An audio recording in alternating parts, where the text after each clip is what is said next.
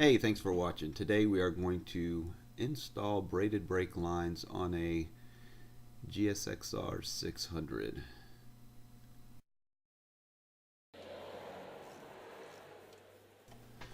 So first thing we're going to do is pull the rear brake reservoir out. There's an 8mm screw that holds this reservoir to the frame. We're just going to remove that screw and then pull the reservoir out so we can get to the cap and remove the Phillips head screws that hold that cap on. It's very important that you keep the brake fluid in your motorcycle clean. It should never be brown. It should always be a honey yellow color, clear, beautiful, bright, crisp color. I see a lot of bikes that come through here with just pure mud in the front and rear brake reservoirs. So that means your brakes aren't functioning as they should if your brake fluid is this dark. So once we get the cap off of our brake reservoir, we need to pull the nasty brown funky crap out of it. So brake fluid should never be this color. This is the wrong color, and in the very bottom of the reservoir it's almost like a brown nasty solid jello like substance. So yeah, maybe this bike is just over 10 years old, so I personally recommend that you change your brake fluid annually on a motorcycle, just because it's your safety, and you do want that bike to stop. So yeah, good brake maintenance is a great idea. So yeah, to get the crud nasty crap out of the bottom of this reservoir, I'm taking a paper towel and shoving it as far down as I can possibly get it so I can get that nasty brown gunk out of the bottom of the reservoir. Again, you should never have brake fluid that is this color. So once your reservoir is cleaned out, you're going to come down to the bleeder nipple. The bleeder valve is located on the rear brake caliper, and as you saw, I broke it free first, and then I hooked my Mighty Vac vacuum pump up to it, and now I'm just going to suck the rest of the fluid out of the line. It makes it a lot easier to remove that line if you're not spewing brake fluid all over your garage. So there we go. I've got most of the fluid out of the system right now, and now we're going to start removing the brake line itself. So again, we're with an 8mm wrench, and we're removing the brake line retainer, which holds your brake line onto the rear swing arm. Next, we're going to remove the banjo bolt on the master. So the master cylinder is back behind the rear set, and we just need to bust free that 12mm bolt, that banjo bolt, and once it's loose, it's usually just finger tight after that, and it'll twist right off. And we just remove the banjo bolt and the two crush washers. Remember, crush washers are only to be used once, one-time use only on brakes. It's not like your oil drain plug that you can use it a couple times. Only use the banjo bolts for your brakes once, and then throw them away. So now that we have the brake line out of the way, let's pull this brake line down. Again, you see brake fluids dripping. You want to make sure that you clean up any of this brake fluid that happens to drop on your bike.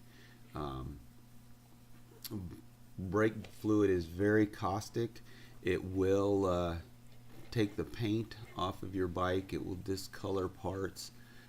It's just a terrible, it's a terrible fluid.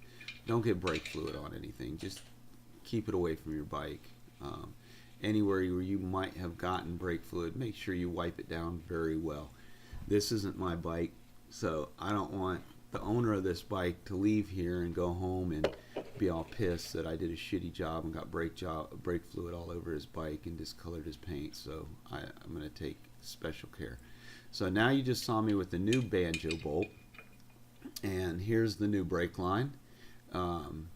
So you take the banjo bolt and you put on a crush washer, and then you put the banjo bolt through the braided brake line, and then you put another crush washer on, and then you thread it into the master.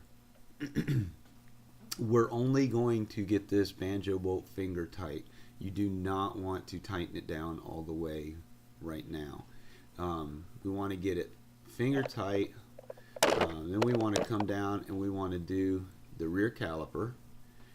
And again, we want to put the banjo bolt on finger tight. So this is how the line's going to fit in there. So here we got a banjo bolt. We have a new crush washer. I've got an extra crush washer in my hand. I'm going to put the banjo bolt through the braided line. I'm going to put on another new crush washer. Then I'm going to line it up with my caliper, and I'm going to tighten down my banjo bolt. Now at this point, yes, you can tighten down your rear caliper because there's only so far that it can turn. And once everything lines up, then you're pretty much good to go. But I'm going to go ahead and I'm going to put my retaining clamp in place to hold my brake line to the swing arm, because this will allow me to adjust the play in the brake line. I want to make sure that my brake line is routed properly so my brake line isn't dragging on the exhaust or hitting the rear wheel as the rear wheel spins. So there's not a lot of room to play here. We just want to make sure that that brake line is out of the way and it's not rubbing on anything.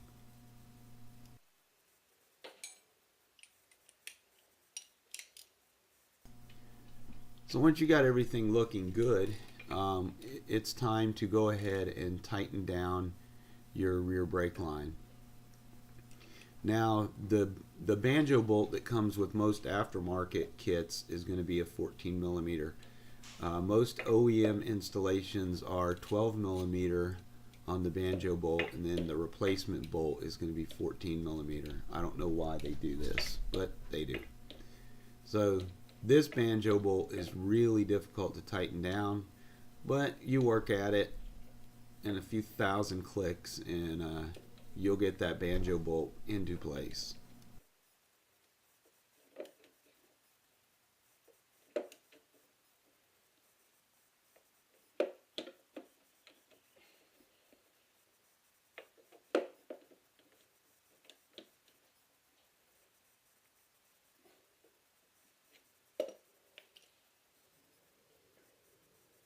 Alright, now it's time to refill our reservoir.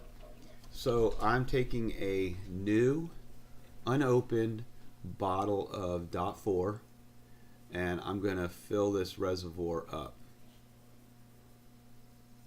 Again, you saw the color. That's a beautiful color of brake fluid. So I just loosen up my valve, and now I'm going to take my Mighty Vac and I'm going to start pumping.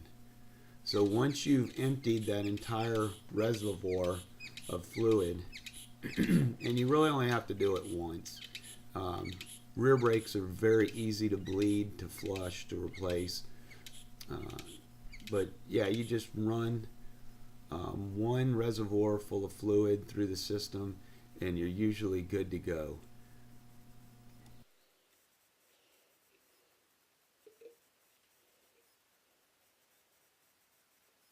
So right now you see me topping off. I'm just topping off the reservoir.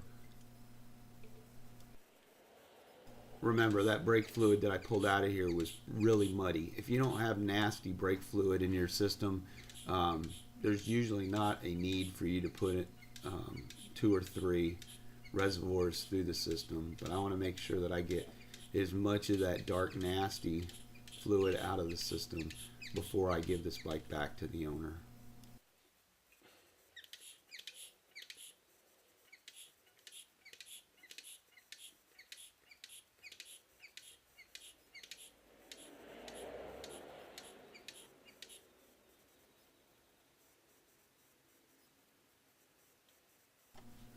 Alright, so there you go. The brake bleed itself is pretty much done. Go ahead and make sure that that bleeder valve is locked down. take a paper towel, get any residue, any and every bit of residue off that bleeder nipple, and do make sure that you put a rubber cap on the nipple when you're done. I see a lot of bikes that don't have that rubber cap. It's very important that you replace that, and then test the brakes. Once you get it all apart, you want to be able to spin the back wheel and the wheel stop when you push the brake pedal. Fill your brake reservoir up to the high level. Don't go past high, or it will seep out when you put the little diaphragm back in the top. So I just put the little black rubber diaphragm back into the top of the brake reservoir. That nasty fluid that I took out of there kind of deformed the rubber cap, so it's going to be tricky getting that back in there. And then I'm putting the 2 Phillips head screws back into the top of the reservoir. And if you're watching this in high def, you can see, as I tighten down these screws, you can see fluid seep from that diaphragm. That diaphragm also acts as a seal with the cap. So you see fluid seeping out of the corners there. So do make sure that when you're done tightening these screws that you wipe down this reservoir really well. You do not, again, I can't stress this enough, you do not want to get brake fluid on your motorcycle. Do not get brake fluid on your motorcycle. You will be the most unhappy person in the world when that paint discolors and peels off the frame. So with the reservoir cap back on, we can take the 8mm screw and we can reattach the reservoir to the frame, and that, my friends, is how you put a rear braided brake line on a Suzuki GSXR. So thanks for watching my video. I hope this helps you out.